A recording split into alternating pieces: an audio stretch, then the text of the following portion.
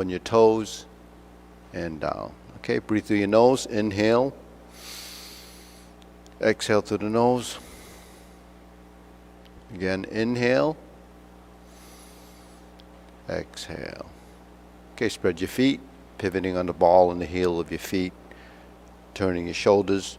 1, 2, 3, 4, 5, 6, 7, 8, 9, 10.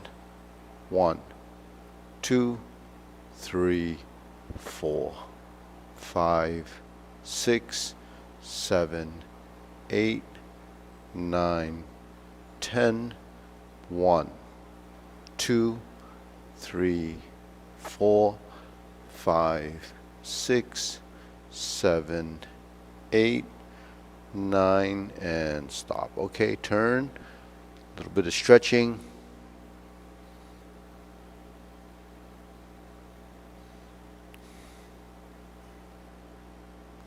Switch.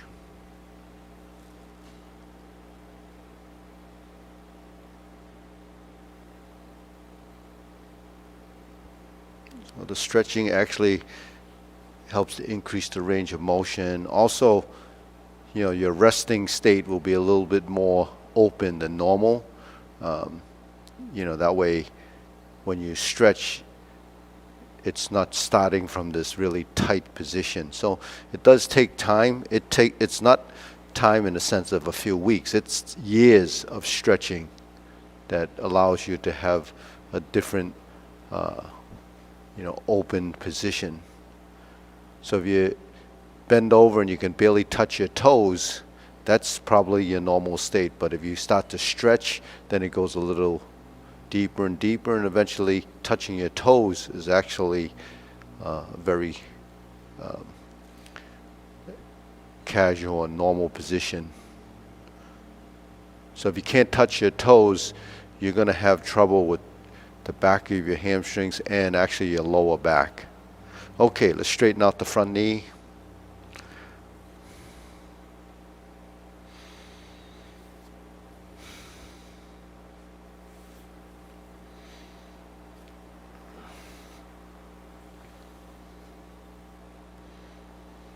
Switch.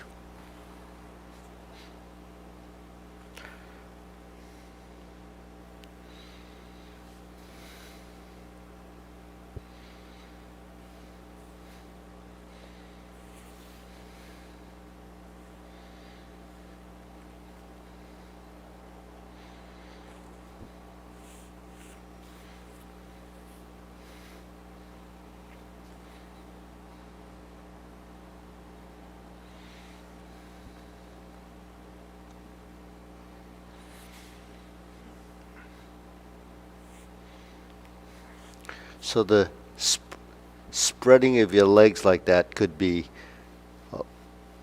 painful, but the thing is, it's a little bit more stress on the muscles if you just go into that position. So even if you stretch one leg at a time, it's usually more effective with much more control. Because when you stretch one side, you're not dealing with just body weight trying to spread your feet apart. So.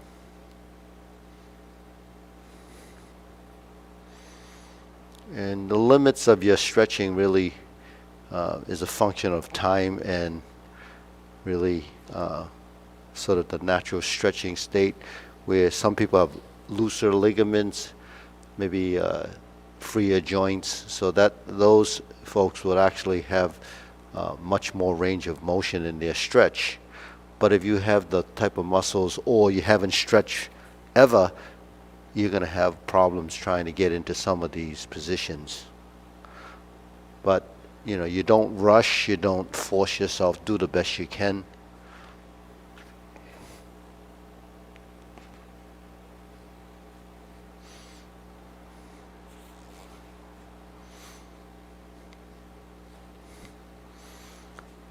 So going from side to side, this takes a little bit of strength, and there's some strength and flexibility built into the movement, so it does take some strength to support your body weight over this supporting foot, and then this leg just kind of extends, and the mic wire is in the way.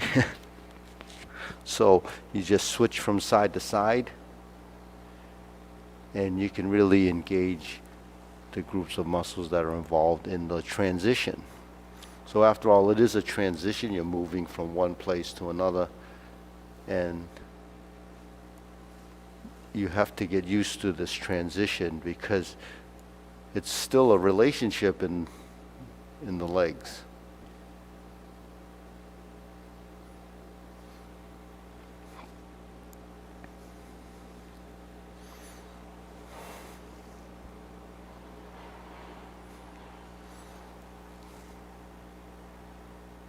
Okay, shake it out. Okay, deep breathing.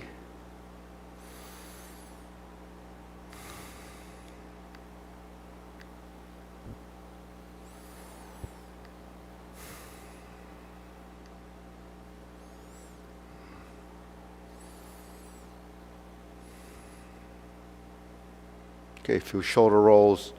1, 2, 3, 4, 5, 6. Reverse. 1, 2, 3, 4, 5, and 6. Okay, palms down, bigger circle. 1, 2, 3. 1, 2, 3. 1, 2, 3. 1, 2, and stop. Okay, shake it out. Stretch out the wrists.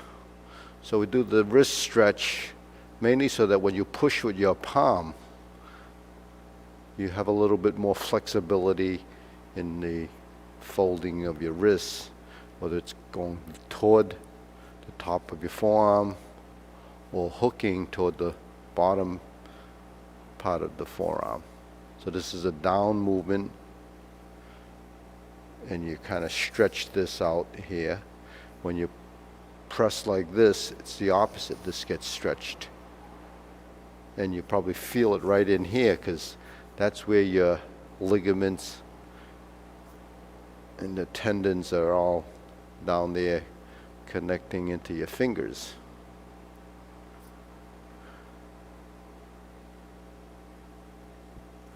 Shake it out. Okay, hands together. Make some movements in this, sort of turning your forearms and creating this round circular movements.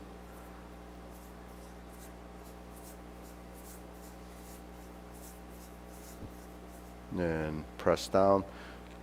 Sort of stretch out the fingers. Lift up the shoulders.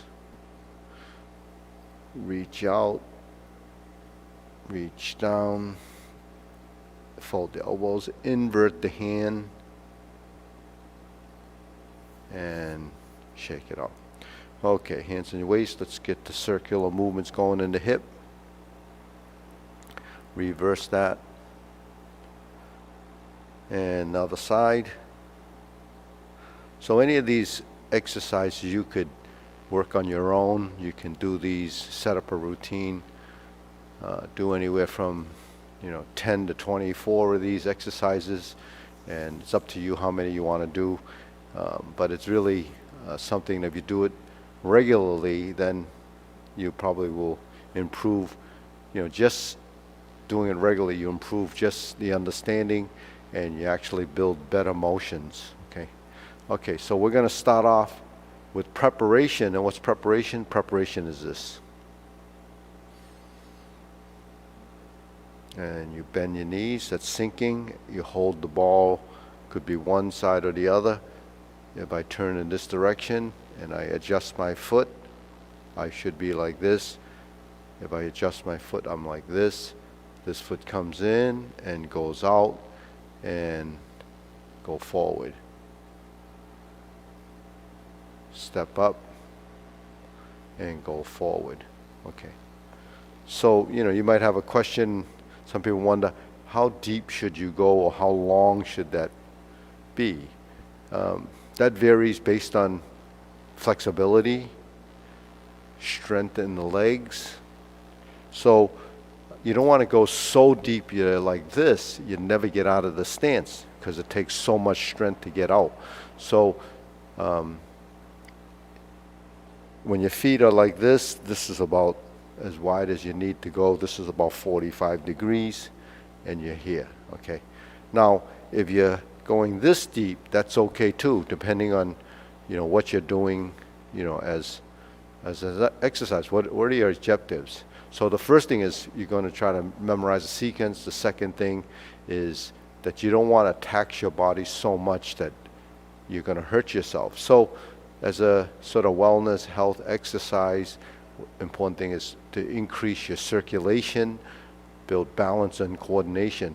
So the deep stance doesn't help your balance typically, because that's really a strength thing and a flexibility. Balance is really created by how you stand, how vertical you are in a position, and how you can modify or adapt your body form or your posture to a position that you feel comfortable and stable.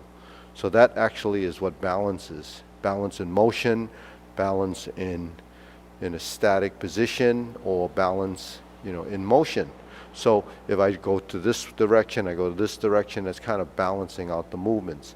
If I go forward and I go back, it kind of balances out that relationship of the forward-backward movement. If I turn one way, I turn the other way, that kind of balance. So everything that we're doing in our exercises kind of helps us balance our sort of the physiology, or the balances our skeletal structure, balances our musculature, in a sense that if you're tilted like this, then you need to pull it back, or if you're tilted like this, you have to pull it back. So that's really getting the musculature working so that there's a system of balance in how it feels. So when we're standing in preparation, for instance, we're in this vertical position.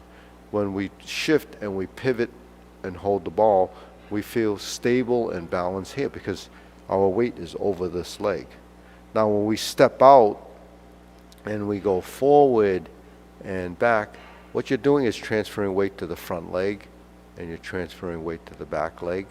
If I toe out like this, that just adds a level of stability because I kind of widen my base and I shift like this. So what do you mean by widening the base? Your base is this foot, but the position like this is going to be more stable in a direction like this because it doesn't allow me to do this, you see. So if I go like this, I kind of spread my feet. It gives me a form of stability through the structural position of my foot, the direction of my foot. Now I go this way and I go forward. Now it gives me some stability in a forward direction. Now, how stable is this like this? Well, not very, because there's no support in the front, so you really have to kind of pull yourself back. You wouldn't walk like this because it really is not very efficient. You walk generally like this. So, there's a purpose. Why isn't your ankle in the middle of your foot? Why isn't it like that? You have certain kinds of machinery and apparatus where it's in the center of your foot, but that's not mobile. It's immobile, so it's just a base for it to sit on, and if it's a square and you're in the center, the stability is better. If it's on a narrow, sort of a rectangle, then the stability isn't as good. So that's how your feet are. But we have two of them. So we widen our feet, we're in the shoulder width stance, we're pretty stable. If we stand on one foot, we're not as stable, but then you have to balance it by changing the relationship between the body and the legs. So all of this stuff is really understanding and learning how to create those simple positions. And as simple as it is, the body doesn't really recognize it right away. So we use the form, we use the footwork, we use the understanding of body posture to create the different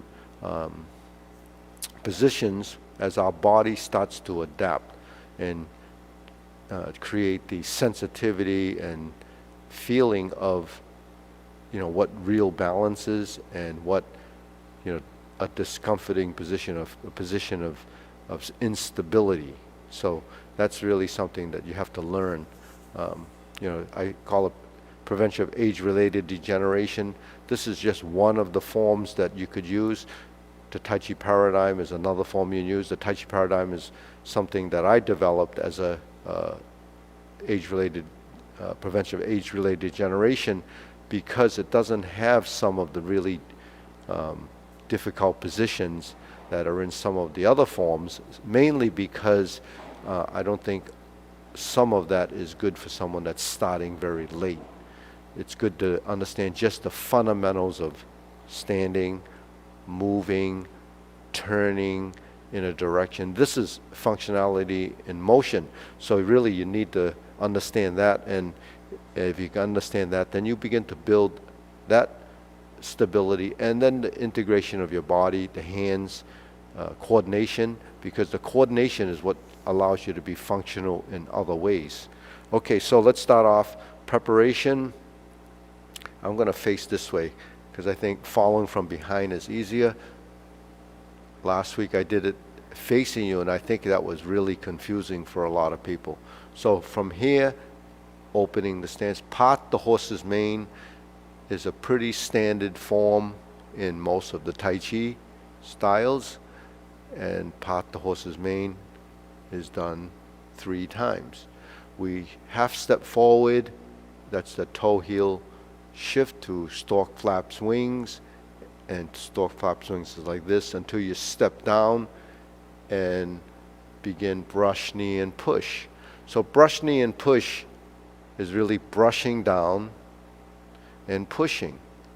And then we have a third one, so we have 3 and 3 with the stork flap swing in between, and now we go to this, which is strum the loop.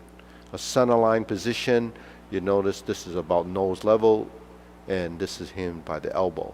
I turn my palms like this, I bring this back to the rear 45-degree corner, I lift my knee as I fold my elbow, and I start to retreat. So it's called retreat and repulse the monkey. It's done 4 times. In the form it's done 4 times, but in practice you can do a dozen of these movements going backwards. You can extract any single posture and keep replicating it until you start to memorize it. This is grasp the sparrow's tail. It's a series of 4 motions, and you press and you push. Okay, now we're going to turn, and we have one on this side. That's a 180-degree turn. All we're doing is a right and left side motion. I do a lot of these drills in the Tai Chi paradigm that actually works with a 180-degree turn as well, because you can do right and left movements in opposite stances, right? So that really what happens. Okay, so up to here is single whip, and then, actually, this is the wrong single whip. That's a Wu style single whip. So when we're here, we cloud hands like this, and you hook, and then you turn, so you're in this single whip. So I lost my train of thought there. I went from one style to the other, and we're back. So you notice that the hand movement's kind of similar to what goes on in the Wu style single whip. Essentially, that's what you're doing, is waving your hands, and you're moving in a direction, stepping to your left and shifting your weight. And every time you shift your weight, you want to support it over that foot. And then I transfer the weight back to this foot, and then I step out. I mean, that's something that you, to just sort of draw a comparison. If you're going into a movie theater or going in an aisle and it's very narrow and there's knees in front of you, don't you step like this into the aisle? Well, that's all you're doing, is you're stepping in a direction, trying to get you over to that position. And some people have trouble with that, going sideways, if you don't have enough flexibility or you're transferring your weight. But you do this automatically because you know you have to get from point A to point B. Now the new cloud hands, what ends up happening is you start coordinating your upper body, your hands. So you move in the direction of the supporting foot. So that's as simple as I can explain it, so that you know cloud hands is a lateral motion going to the side. All right. So once you get to this position, you bring your weight back to here. You hook your wrists in that corner. You turn your hips and you open your stance, and you're in the single whip again. We shift the weight, use the same footwork that we did earlier, and we fold, toe goes out, and you have a palm strikes face. Now I cross and I create a vertical circle like this. But I step out to this corner. And then I lift my knee and I kick. Then I go down and create this big circle. It's a hoop. And you notice my hands are just about as wide as my forehead. That's called 2 punches to the ear. And, I use the forehead as a guideline, but it's also, eye level, and your ears and your eyes are kind of on the same line. So you use that as a reference. Now we go to the rear corner, directly behind this mirror. There's a 180-degree direction. So you turn, and you do the same motion, and you lift up, and then you do the kick.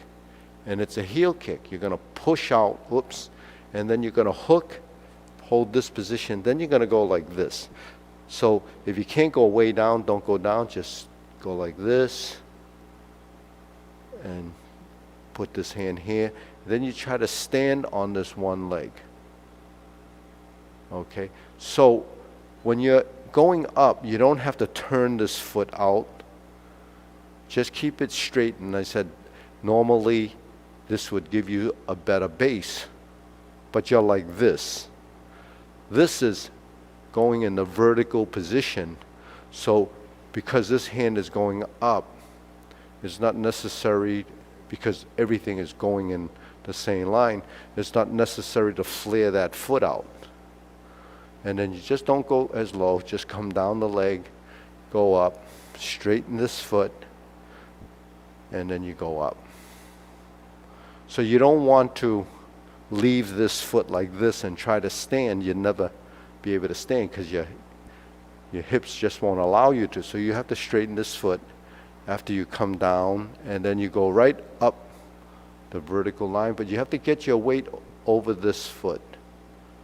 Okay, then I'm going to turn and step to this corner and hold the ball.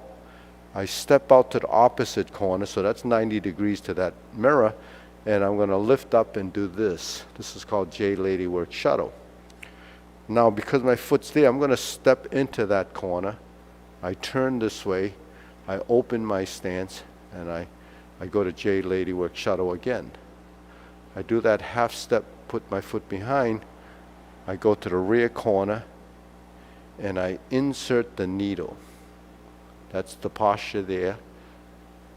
Step out, fan through the back. Okay, so this is about where your forehead is.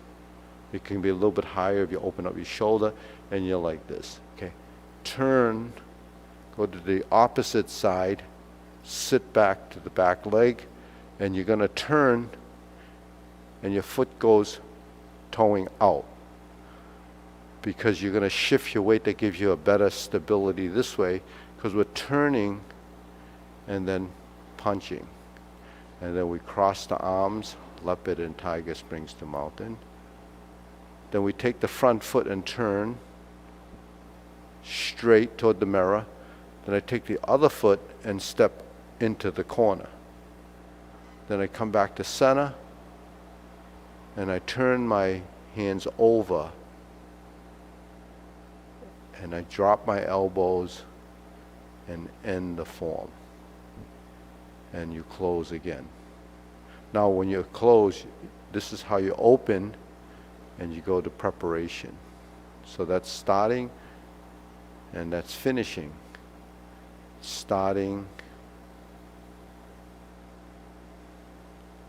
and finish. So the start and finish is essentially the same motion. Sink the elbow, relax the shoulders. So that's it.